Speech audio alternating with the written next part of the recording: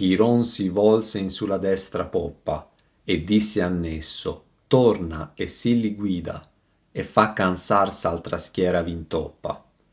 Or ci movemmo con la scorta fida lungo la proda del bollor vermiglio dove i bolliti faceano alte strida. Chiron si volse, girò verso il fianco destro dove aveva Nesso e disse a Nesso: torna indietro da dove sono arrivati prima dell'interruzione e così, come chiede, guidali. E se un'altra schiera, gruppo di centauri, vi intoppa e d'intralcio, falla spostare. Ora, adesso, dopo ciò, ci movemmo, Nesso, poi io, poi Virgilio, con insieme la scorta, colui che sorveglia, fidata, lungo la proda, sponda, del bollore vermiglio rosso sangue, dove i bolliti, le anime che bollivano là dentro, facevano, emettevano strida, grida, alte, forti e acute. Chiron si volge a destra e dice proprio a Nesso di accompagnarci. Ti ricordo che Nesso è il centauro che per primo ci aveva minacciato, quello che si vendicò portando alla morte Eracle dopo aver provato a stuprare la sua seconda moglie. Quello che mal fu la voglia tua sempre sì tosta, ci accompagnerà proprio lui. Chiron si volge a destra e la destra ha un risvolto positivo, opposto a quello negativo che ha la sinistra. Così adesso puoi sapere anche come erano disposti i tre centauri che ci vennero incontro. Dal mio punto di vista a sinistra c'era Nesso, nel mezzo Chiron, a destra Folo. In traccia, fila, corrien centauri armati di saette, quindi i centauri corrono a schiere in fila circolarmente. E Chiron dice a Nesso di tornare indietro, quindi di invertire il senso di marcia usuale, per arrivare in un punto dove è più facile guardare il fiume di sangue bollente. E dato che per un tratto Nesso seguirà un senso di marcia contrario, se incontrerà un'altra schiera, sempre di centauri, ha il permesso di Chiron di farli cansar, spostare. La priorità è quella di farci arrivare a piedi, invertendo il senso di marcia seguito dai centauri, fino al punto in cui si guada il fiume. Ti faccio però notare che in questo canto la parola schiera è usata per i centauri e della schiera tre centauri si dipartirono, mentre nel canto precedente, proprio in riferimento a quelli che sono puniti proprio qui, scrivo tutti i dannati tormenta lo giron primo per diverse schiere, ma i dannati sono incorporei e dentro al fiume, quindi non possono essere loro a intopparci. Chiron comanda a Nesso di guidare noi due e quindi di guidare me e la guida che mi guida. Li guida, quindi guida li, guida loro. Or non salgo qui sulla groppa del centauro, ci movemmo. Nesso davanti, poi io e poi Virgilio. E nonostante come Nesso venga descritto in precedenza e cosa abbia fatto all'ultimo essere umano che aveva sulla groppa per guardare un fiume, adesso è chiamato scorta fida, di fiducia. È una commedia. Spiego tutto con serietà, ma c'è anche dell'ironia. Scorta, come poco fa mi riferivo a Virgilio, secondo che aveva detto la mia scorta. Proda continua a significare riva, 1-4, verè che in sulla proda mi trovai, da qui approdare. 1-14, fanno Acheronte, appunto quello di 1-4 e dintorni, Stige di 1-9 e dintorni e Flegetonta di adesso e dintorni. Il bollire compare 4 volte in questo canto, 2 volte in questi ultimi 2 versi, bollor vermiglio dove i bolliti. Prima la riviera del sangue in la qual bolle e dopo le lagrime che col bollor disserra. Il fiume di sangue è ovviamente di color vermiglio, rosso sangue, anzi è proprio sangue. 1-6, gli occhi cerbero a vermigli. Il sangue bollente, nel quale le anime erano mollo, in molle, le faceva gridare in modo alto, alte strida, quindi non solo forte, ma anche, seguendo il lessico musicale, in modo acuto, 1-3, voci alte e fioche, 1-9, con l'unghie si fendea ciascuna delle irine il petto, battiensi a palme e gridavan sì alto. Lasciamo qui la ruina e allora ci tengo a fare un appunto. Finora uso la parola ruina in 1,5 dove c'è Minos e qui in 1,12 dove c'è suo figliastro, lo Minotauro. Inoltre, sempre in 1,5, quelli morti per l'amor sbagliato, quando passano davanti alla ruina provocata dall'amor giusto, il Cristo, bestemmia anquivi proprio davanti alla ruina la virtù divina. E qui discendiamo la ruina in 1,12 per andare a incontrare proprio i violenti, la violenza contro gli altri, contro se stessi e contro la deitade. Io vidi gente sotto infino al ciglio, e il gran centauro disse: E son tiranni, che dier nel sangue e nell'aver di piglio. Quivi si piangon gli spietati danni, quivi è Alessandro e Dioniso Fero, che fe Sicilia aver dolorosi anni.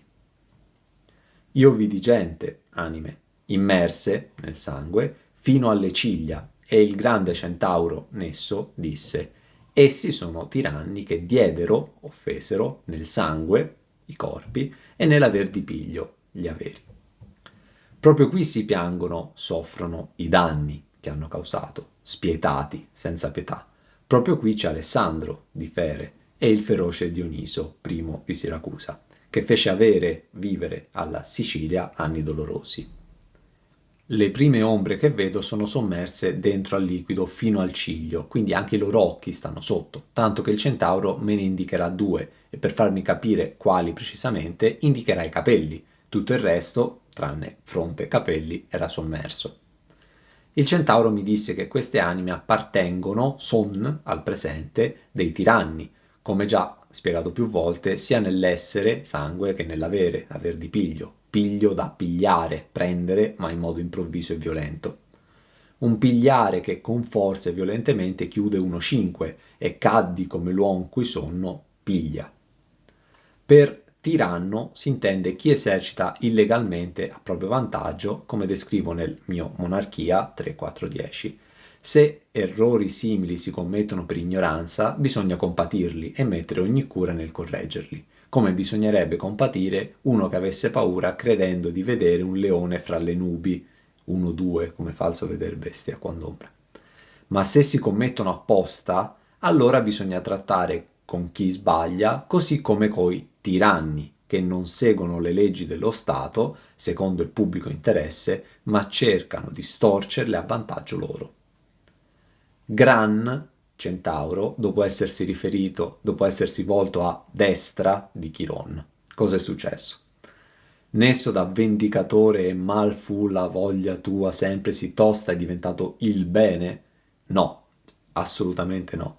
Nesso rimane Nesso, colui che con la sua vendetta portò alla morte del grande Eracle. Ci sono parole e simboli nella mia opera che non hanno solo significato positivo o solo significato negativo.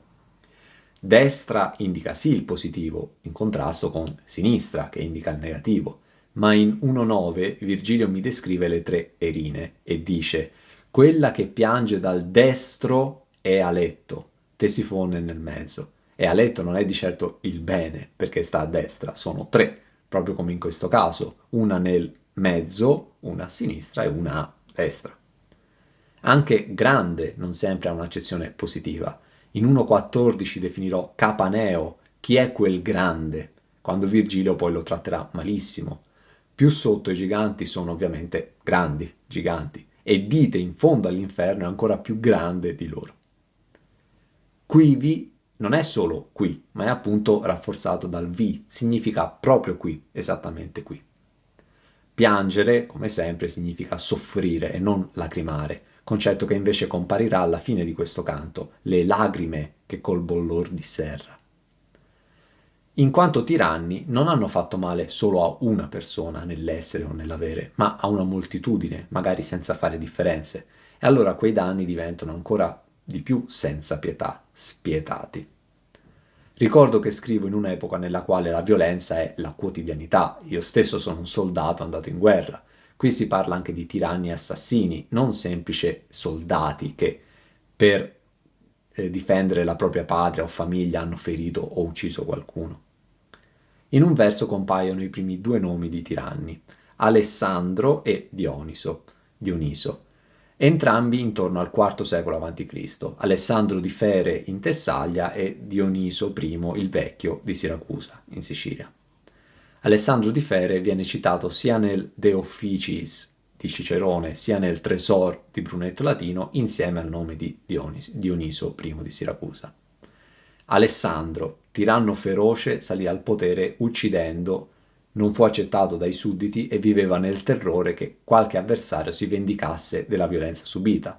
Per questo non si fidava neanche della moglie, che infatti lo uccise. Dioniso salì al potere eliminando la democrazia e nonostante fu mecenate e uomo di cultura, ci sono molti aneddoti sulla sua crudeltà, contenuti anche nel Tuscolane Disputationes di Cicerone e nei Moralia di Plutarco. E quella c'ha pel così nero è azzolino, e quell'altro che è biondo è opizzo da esti, il qual per vero fu spento dal figliastro su nel mondo. Allor mi volse al poeta e quei disse, questi ti sia or primo e io secondo. E quella fronte, dal ciglio in su, quell'anima che ha il pelo, capelli, così nero è Azzolino e Zelino terzo da romano. E quell'altro, dannato, che è biondo, è Opizzo da Esti, Obizzo secondo d'Este, il quale veramente, confermando le voci, fu spento, ucciso, su nel mondo, sulla terra, dal figliastro, figlio bastardo, Azzo VIII. Allora mi volsi, girai verso, al poeta Virgilio, e quello, Virgilio, disse, colui, nesso, ti sia or primo davanti, e io, Virgilio, secondo, dietro. Nesso ne indica altri due, il primo con il pelo, capelli neri, è Azzolino, mentre il secondo, biondo, è Opizzo da Esti, che fu ucciso dal figliastro, figlio solo di sua moglie, Azzo VIII. Azzolino ebbe un forte potere su gran parte del nord della penisola italica e fu alleato del secondo Federico fino alla sua scomparsa nel 1250. Da quell'anno la sua situazione si complicò. Fu accusato di eresia, catara, e tanti furono gli albigesi che ospitò quando scappavano dalla Francia. Nel 1254 fu scomunicato, nel 1256 fu condotta male una crociata contro di lui. Azzolino fu sconfitto nel 1259 e ferito gravemente da un nobile bresciano, il cui fratello era stato fatto torturare, mutilare e accecare da Azzolino stesso. La sorella di Azzolino è quella Cunizza da Romano che troverò in paradiso, mentre la moglie si chiama Selvaggia di Staufen, figlia del secondo Federico citato in 1.10. Continuando a parlare di familiari, ma quelli di Opizzo da Esti, qui Nesso conferma, da per vero, le dicerie che questi fu ucciso per mano del figliastro illegittimo Azzo VIII. Si allude a quest'ultimo anche in 2.5 e 2.20, ma il suo nome non viene mai pronunciato, che da questa morte ottenne il potere con la successione. Un figliastro ancora fisicamente vivo al momento del mio viaggio, quindi il centauro conferma voci che ancora giravano. Anche in 1.8 c'è un richiamo a Opizzo. Venedico Caccianemico, fui colui che la Ghisola Bella condusse a far la voglia del marchese, Opizzo da Esti, come che suoni la sconcia novella. Di Opizzo non riporto quali violenze fece, ma ci tengo a riportare la violenza che subì, ucciso dal figliastro. Termine certamente negativo, dato che sì, era figlio legittimo, ma poco fa, sempre in questo canto, Arianna è definita sorella, mentre anche lei tecnicamente sarebbe da definire sorellastra, stessa madre ma padre diverso. Ti faccio notare come io faccia un'enorme attenzione ogni volta che parlo di vita e morte. Opizzo, in quanto tiranno, era già allegoricamente morto, quindi dannato, e la sua morte fisica la descrivo con il verso fu spento dal figliastro su nel mondo. Di Guido Cavalcanti in Inferno non scrivo che è vivo, ma è covivi ancor congiunto. Di Forese Donati in Purgatorio, 2.23, non scrivo che è morto, ma mutasti mondo a miglior vita. Insomma, passò dall'essere vivo ad una vita ancora migliore. Giannesso mi ha citato 4 tiranni, i primi 2 dell'Avanti Cristo, poi un ghibellino e poi un guelfo. Allora mi volgo verso la mia guida, Virgilio, per sentire cosa vuole dirmi, ma la risposta del poeta, che arriva senza alcuna mia domanda, è che il centauro, in questo breve tragitto, è la mia guida, mentre Virgilio mi sta dietro. Riprendendo una terzina di 1-4. Or discendiam qua giù nel cieco mondo, cominciò il poeta, tutto smorto, io, Virgilio, qui nesso, sarò primo, e tu, io, qui Virgilio, sarai secondo, con me nel mezzo. La mia guida qui si fa indietro, io secondo, e non solo mi fa guidare letteralmente da annesso, ma anche allegoricamente. In 1.17 invece salirò su Gerion, ma in quel caso Virgilio non dirà che questo, Gerion, mi sia primo e Virgilio secondo, anzi, nonostante la testa di Gerion mi sia davanti e Virgilio mi sia dietro, Virgilio dirà: monta dinanzi, ch'io, Virgilio, voglio esser mezzo. Quindi stesse posizioni di adesso, la testa di chi mi porta davanti, io nel mezzo e Virgilio dietro, ma parole decisamente diverse. Poco più oltre il centauro s'affisse, sovra una gente che infina la gola parea che di quel bulicame uscisse. Mostrocci un'ombra da l'un canto sola, dicendo, colui fesse in grembo a Dio, lo cor che in su tamisi ancor si cola. Poco più oltre, avanti, il centauro, nesso, si affisse, fermò stabilmente, sopra una schiera di gente, ombre, che pareva, sembravano, uscisse da quel bulicame, sorgente bollente qui di sangue, fino alla gola. C, a me e Virgilio, mostrò tra quella schiera un'ombra di un dannato, Guido di Montfort, sola da una parte, dicendo, nesso, colui, quest'anima, trafisse in grembo a Dio in una chiesa cristiana. Il cuore che sul Tamisi, fiume Tamigi, Londra, ancora cola di sangue così tanto. Il centauro continua ad andare avanti e, superati i tiranni sommersi fino al ciglio, si ferma sopra altri che sono sommersi fino alla gola, quindi hanno appunto una colpa minore dei tiranni. Allegoricamente sto ancora descrivendo le persone che sulla terra si comportano in tal modo e come sono ridotte. Questo concetto è ribadito dal fatto che scrivo una gente e, 2 versi dopo, riferendomi sempre agli stessi, un'ombra. La solitudine di quest'ombra è rimarcata in 3 versi dalla presenza di una, un, di nuovo un e sola. Questa solitudine però non è onorevole come in 1.4 e solo in parte vidi il Saladino, tanto che viene subito spiegata la gravità commessa da quest'ombra, che la farà per sempre piangere in solitudine. Addirittura esclusa da chi commise una colpa simile ed è immerso fino alla gola come lui. Siamo tra i violenti contro gli altri, ma non più dai tiranni immersi fino al ciglio, ma un po' di meno, fino alla gola. Quindi dal mento in su quest'ombra sembrava uscire dal bulicame. Il bulicame è una sorgente che emette bolle, qui il liquido è sangue, e siamo in un fiume di sangue, appunto. Molto noto è il bulicame di Viterbo, città nella quale si svolse tale assassinio in chiesa. Mostrocci, quindi ci mostrò a noi, me e Virgilio, un'ombra che stava da sola. Non viene fatto il nome, ma Nesso dice che questo, sul mondo, fesse in grembo a Dio, quindi proprio dentro a un luogo di culto dedicato al vero Dio. E qui il centauro Nesso dice esplicitamente la parola Dio nel profondo inferno, riferendosi al vero Dio, niente di straordinario. Insomma, in chiesa fesse il cuore, lo cor, che ancora si cola. Sul fiume Tamisi uso il nome del fiume più importante di Londra per riferirmi all'intera città. Dato che siamo su un fiume di sangue, ho appena citato il bulicame di Viterbo in riferimento alla chiesa nella quale è avvenuto l'omicidio. Grembo e cor aumentano la profondità di tale ferita interna. A Viterbo, nella chiesa romanica di San Silvestro, avvenne un omicidio. Guido di Montfort, per vendicare l'assassinio di suo padre, Simone VI, conte di Leicester, uccise Enrico di Cornovaglia, mentre stava ascoltando la messa. Cola, sangue, quel cuore, a Londra che non è stato al momento del viaggio ancora vendicato.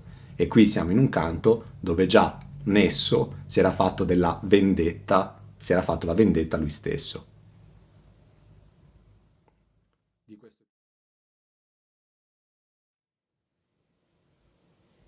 Poi vidi gente che di fuor del rio tenean la testa e ancor tutto il casso, e di costoro assai riconobbi io.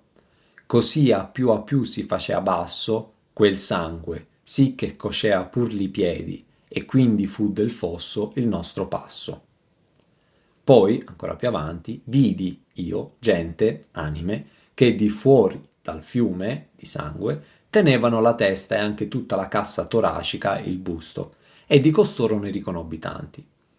Procedendo il livello del sangue si faceva più basso, così che cuoceva solo i piedi delle anime che lì erano punite. E quindi, infine, qua fu del fosso, fiume di sangue, il nostro passaggio, qua dà il fiume sulla groppa di Nesso. Più si va avanti, in senso inverso rispetto a quello percorso solitamente dai centauri, ripeto, e più il livello del sangue del fiume si abbassa. Infatti i prossimi che vedo sono sommersi fino all'addome. Scrivo che stavano fuori con la testa e con il casso, cassa toracica, il busto insomma. La colpa, rispetto all'essere tiranni e assassini, è ancora meno grave, e tra questi ne riconobbi tanti. Quindi conobbi di nuovo, dato che li avevo conosciuti prima di adesso.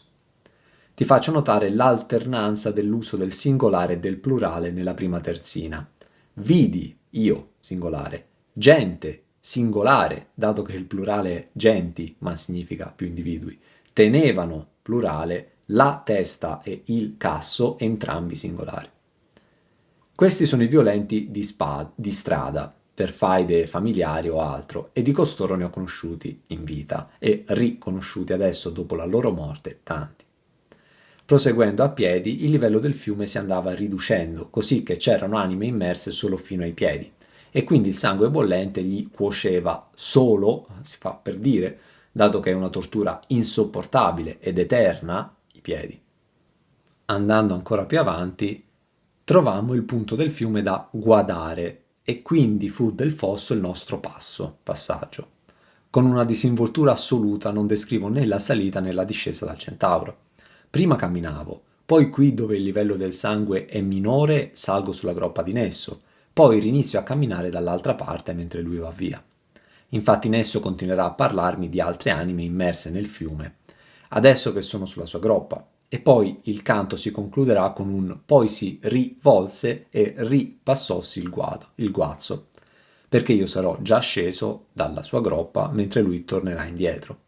Il primo verso del prossimo canto sarà non era ancor di là Nesso arrivato.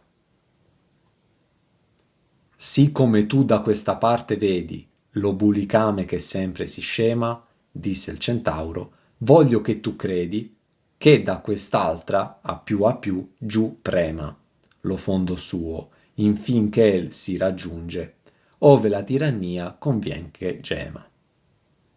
Così come tu, io, vedo, da questa parte, appena percorsa a piedi da noi, il bulicame, acqua bollente, qui sangue, che sempre si scema, va mancando, diminuisce di livello, disse il centauro, Nesso, voglio che tu, io, creda, dia per certo, che da quest'altra parte, quella non percorsa a piedi, sempre di più il suo fondo preme, scende in giù, fino a che egli, il fondo, il letto del fiume, si raggiunge, arriva, dove la tirannia conviene, è necessario, che gema, soffra.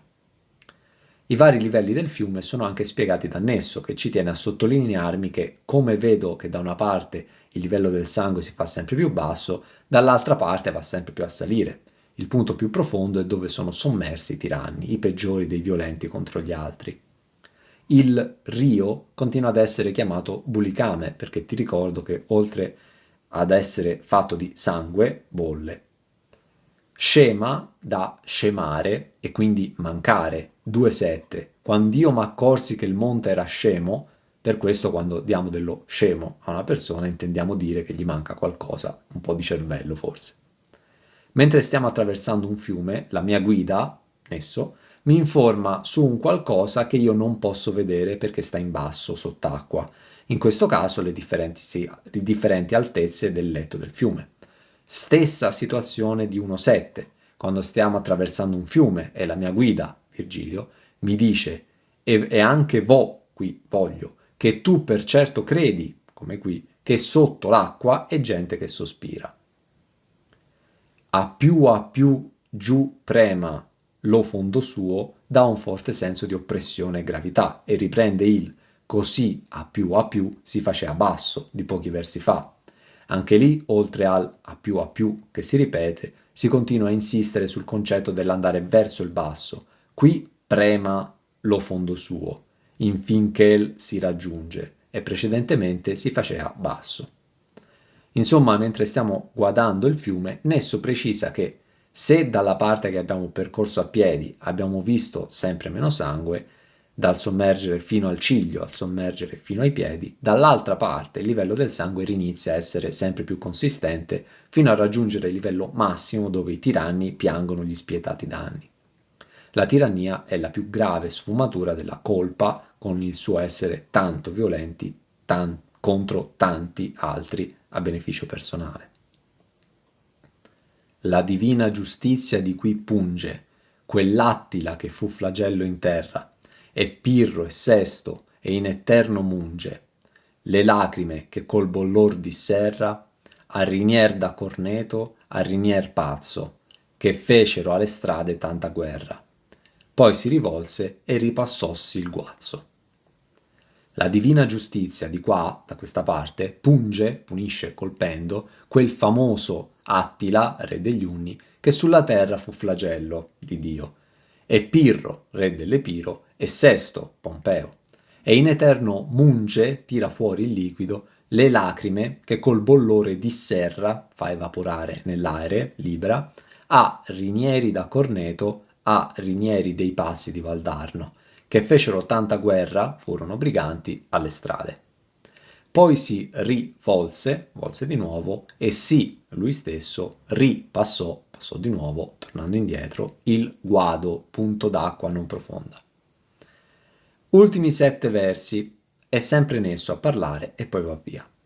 Virgilio nel canto precedente, spiegandomi chi è punito fuori e dentro dite, dice la divina vendetta li martelli. Qui Nesso, spiegandomi chi è punito un po' fuori o quasi interamente all'interno del fiume di sangue, dice la divina giustizia di qua punge.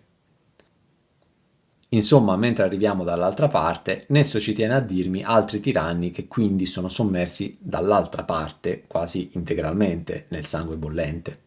Attila, V secolo d.C., re degli Unni, soprannominato flagello di Dio, qui è più correttamente limitato al campo d'azione che flagellò gli uomini sulla terra, non di certo Dio nei cieli. Nel prossimo canto si parlerà ancora di lui e di fiumi, 1,13, e se non fosse che sul passo d'Arno rimane ancor di lui alcuna vista, quei cittadin che poi la rifondarno, Fiorenza, sovra al cener che d'Attila rimase. Attila è accostato a Pirro, tiranno dell'Epiro, intorno al 300 a.C., e Sesto Pompeo, pirata dei mari del sud Italia, I secolo a.C. Tutti e tre nemici di quella umile Italia pagana per la quale il Veltro, la mia opera non ancora terminata, sarà salute. Dopo questi tre c'è una pausa dove si specifica che la divina giustizia munge, termine fortissimo che sta per estrarre un liquido, dove il liquido sono appunto le lacrime. Questa volta sì, quelle che escono dagli occhi, che il bollore disserra, fa evaporare, libera, apre ciò che era serrato. Nesso fa altri 2 nomi di persone in un verso. Uomini, come pressoché sempre per tutto l'inferno, superato il secondo cerchio. Il profondo inferno è pieno di uomini, l'alto paradiso è pieno di donne, che fecero alle strade, in quanto violenti contro gli averi degli altri, mentre i primi furono violenti contro i corpi degli altri, tanta guerra. 2 miei quasi contemporanei, Rinier da Corneto e Rinier della famiglia dei Passi di Valdarno, entrambi predoni, briganti, violenti contro il patrimonio altrui. Il primo famoso ladrone di Maremma e dintorni, il secondo addirittura scomunicato per aver depredato un'ambasceria reale con tanto di vescovo silvense che morì in tale occasione. Come Attila, che è citato anche nel canto successivo, anche Corneto, qui Rinier da Corneto, viene citato nel prossimo, in questa continua spiegazione che potrei, ma non lo farò, eseguire senza neanche fare una pausa tra un canto e il successivo. Non han sì aspri sterpi né sì folti, quelle fiere selvagge che in odio hanno tra Cecina e Corneto i luoghi colti.